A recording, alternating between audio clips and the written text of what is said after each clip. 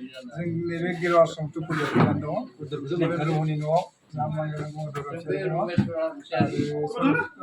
आरो रामसियारि दङ आरो दुलाराय थानेश्वर दङ आरो निरसिनारि दङ आरो बागानपारा बास्कार कलेजनि बारग' बिबुंगोरा जमेश जोहोलाव फोरगोयारि दङ गबिन्द बर' दङ देबेन ब्रह्मनि गाहाम हामब्रै बिथांमोन दङ नोंथांनि सिनायथिखौ एसे बुंनो हागोन आं बरमा मैखुननि सोमोन्दै रमेश चन्द्र बर' देबेन ब्रह्मनि बिजामादै आरो खुलुमबाय आङो नाम देरसिन फिसाला फिसाला सन्जिब ब्रह्म साबेसे नोंथांमोना बिदा फंबाय बिदा आंनो देरसिन फंबाय सानै दंबावो आच्छा आरो बिनानाव सानै बिब' सानै नोंथांनि दा माबाया मा मावमिन नोंथाङा मा मावनानै दं आं दा फोरोंगिरि हिसाबै एमपि स्कुलाव बरिया समाव जों जाय थांखियाव नुजाफैनो हादों मानगोन देबेन्द्रनाथ ब्रह्म बागानपारा टुपुलिया गेरुवा आश्रमाव जों नुजाफैनो हादों बिथांनि न'खरावनो जों बिथांखौ लोगो मोन्दों आरो बिथांखौ जों मान बावनो फैदों जोंनि जायख्लं फैसालि सुबुं सिबियारि गौथुमनिफ्राय जोङो नोंथांमोना मिथिगौ देबेन ब्रह्मआ सासे समाज सिबियारि बिथाङा गेदेमा फोरोंगिरि कटनियान बिथांनि न'खरावनो साथाम कटनियान दं एक्स कटनियान आठजन कटनियान बेखौथ' आरो गोदान जालायबाय जोंनि थाखाय जोलैयानो कटनियान फेमिलियानो कटनियान बिथाङा जोंनि बर' थुनलाइ आफादनि 37थि बर' थुनलाइ आफाद बागानपारा सेसननि प्रेसिडेन्टमोन जों बयबो मिथिगौ बेनि अनगायै बिथाङा सासे बारग' फोरोंगिरि टुपुलिया बापुजि बिद्यापीठ हाई स्कुलनि बिथाङा बारग' लेङाइ गाहाय फोरोंगिरि बेनि अनगायैबो रेलवे डिपार्टमेन्ट साखरि मावदोंमोन बेखौ गारनानै ब्रह्म हाई स्कुलाव बिथाङा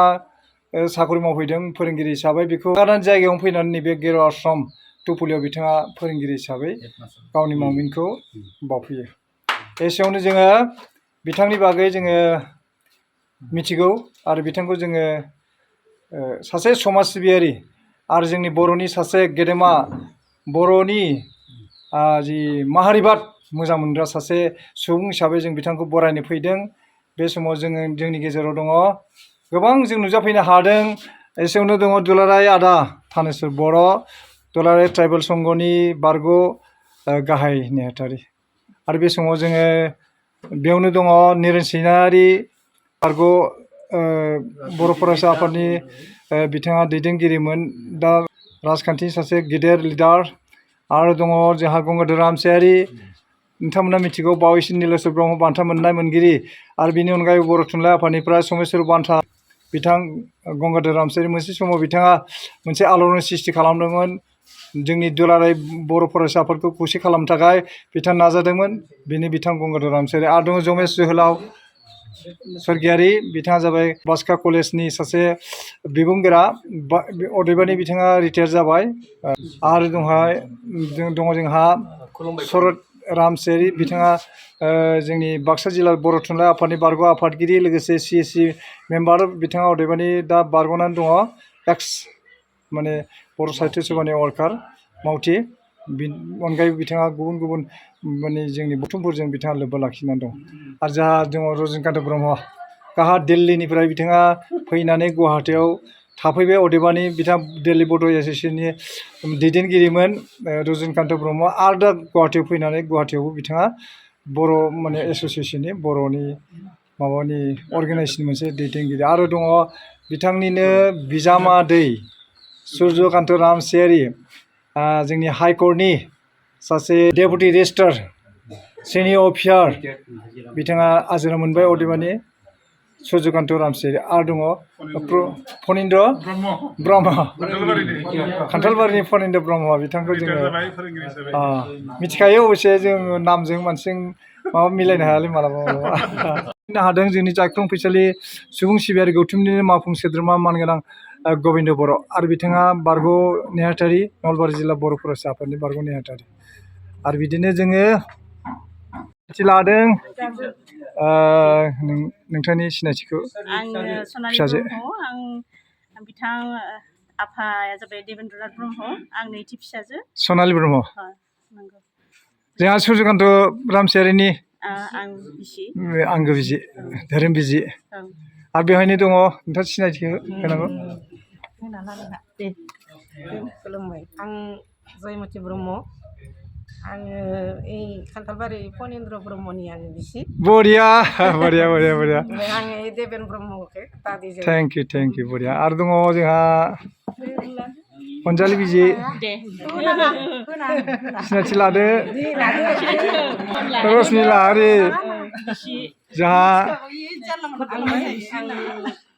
आं बासन्ति ब्रह्म आङो आरके ब्रह्मनि मिसेस खान्थालबारि रजनिकान्त ब्रह्म आरके ब्रह्म मिन्स रजनिकान्त ब्रह्मनि धोरोम बिजि मा नाम होनदोंमोन बासन्ति ब्रह्म बरिया थेंक इउ जोंनि बेहाय गेरुवा आश्रम तुपुलिया मानगोनां समाज सिबियारि देबेन ब्रह्मनि नैबे न'खराव नुजाफैनो हादों जाय बिथांखियाव जोङो जाय थांखि लानानै बेहाय नुजाफैदों बे थांखिखौ जों मावफुंग्रोनो सानदों जों बेहाय फैनायनि गुबै थांखियानो जाबाय जोङो दा देबेन ब्रह्मआ सासे ससियेल वार्कार एक्स ससियेल वार्कार होननानै बुंजायो बिथाङा मानो होनबा जिरायनानै दङ न'आव बेनिखायनो जोङो दा बिथांखौ जोङो दा गुबुन गुबुन खामानिफ्राव बा अर्गानाइजेसन गौथुमफ्राव नुयि हिसाबै लोगो मोनै हिसाबै जों दा न'आवनो फैनानै बिथांखौ बरायनो सानदों आरो मानगोनां देबेन ब्रह्मआ सासे ससियेल वार्कार हिसाबै सासे माहारिबादखौ अनसायग्रा सासे सुबुं हिसाबै सासे गेदेमा सुबुं होननानै जों गनायो बेनिखायनो जायख्लं फैसालि सुबुं सिबियारि गौथुमा नोंथांनिसिम जोङो दिनैहाय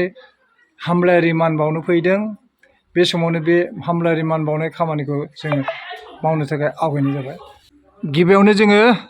मानगोनां देबेन्द्रनाथ ब्रह्म बिथांखौ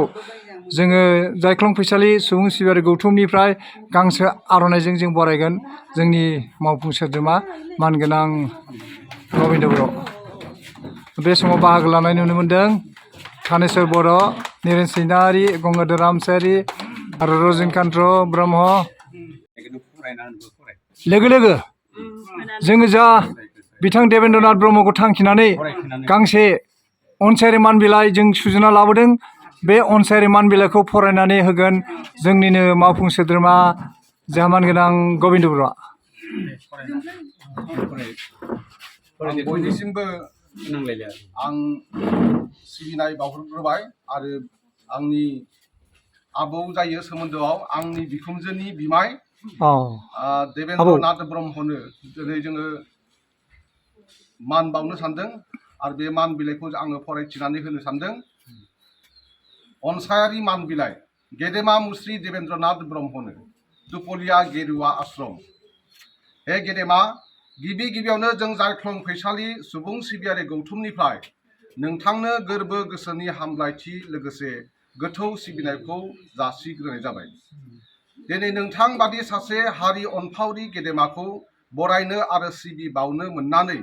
जों जोबोर गोजोननाय मोन्दों नोंथां बादि गेदेमानि सेराव जों अरायबो खर' गंग्लायो नोंथाङा बर'नि सासे माहारिबादखौ मोजां मोनग्रा सुबुं बेनिखायनो जोंनि मान बावनाय लोगोसे सिबि बावनायखौ होबाय हे गिदिमा समाज सिबियारि जा समाव बे बास्का हालामाव खोमसिया साग्लोबनानै दङमोन बै समावनो नोंथाङा कटन कलेज बादि जौमोन थाखोनि सोलोंथाइ फसंथानाव जायगा आवग्रिनानै सोलोंथाइनि गुवार थांखिखौ जाफुंहोनो हादोंमोन बेनि उनाव रेलवे बिफानाव साख्रि मावदोंमोनब्लाबो बेखौ नागारनानै गिबियावनो 1963 मायथाइयाव धमधमा गोजौ फरायसालि उनाव 1964 मायथाइनिफ्राय 1998 मायथाइसिम तुपुलिया गोजौ फरायसालिनि फोरोंगिरि खामानि मावनायनि अनगायैबो बायदि गौथुम जेरै बर' थुनलाइ आफादनि जिल्लानि सोद्रोमा दुलाराय बड' साहित्य सभानि 37थि बागानपारा जथुम्मानि मावफुं आफादगिरि पिटिसिएनि राजखान्थि हान्जा नलबारि जिल्लानि नेहाथारि 1967 निफ्राय 68 सिम नलबारि जिल्ला ट्राइबेल संघनि आफादगिरि 1984 निफ्राय 85 सिम बायदि गुबुन गुबुन जायगायाव कलेज फरायसालि गायसंनाय जेरै बास्का कलेज गायसंनाय बापुजि विद्यापीठ गोजौ फरायसालि गायसंनाय तामुलपुर गोजौ फरायसालि गायसंनाय सूर्यमल डेका बर' गेजेर फरायसालि गायसंनाय अनगायैबो सर्बजय महात्मा गान्धीनि सत्ता बाबा बिनुवाजीनि भुटान ग्राम दान सोमावसारनायाव मैखोम बाहागो लानाय रमान हांखोनि सोमावसारनायाव बाहागो लानाय बायदि बिबान बानबोदों। नोंथांनि माव बिहोमथायनि रुजुथाय गैया। थारैनो नोंथाङा सासे थरसे जोंखोल अलंबार बर' हारिनि सासे गेदेमा सुबुंसाय। नोंथांनि दिन्थिलांनाय माव बिहोमथाय नेरसोन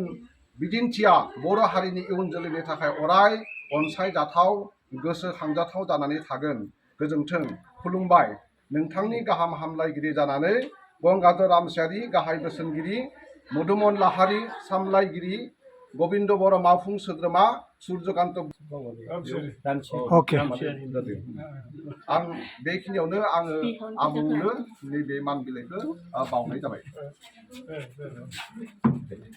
बे समाव बे मान बिलाइखौ जोंहा मानगोनां निरेन सेनारि आरो गंगाधर रामसियारि थानेश्वर बर'खौ गथायनो थाखाय खावलायनाय जाबाय। फट' सेसन लागोन।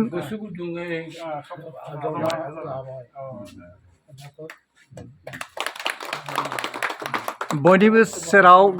साबायखरखौ दोनबाय आरो गाहाम हामलायनायखौ जासिनाय जाबाय। जोङो गेदेमा देबेन्द्रनाथ ब्रह्मनि जिउआ जेन गोलाव जिउ थांना थानो हायो बिनि थाखाय आनान गसाइनि सेराव मोनसे आर'ज गाबगोन। बे मोनसे महामृत्युन्जय मन्त्र बेखौ आङो आवरायगोन।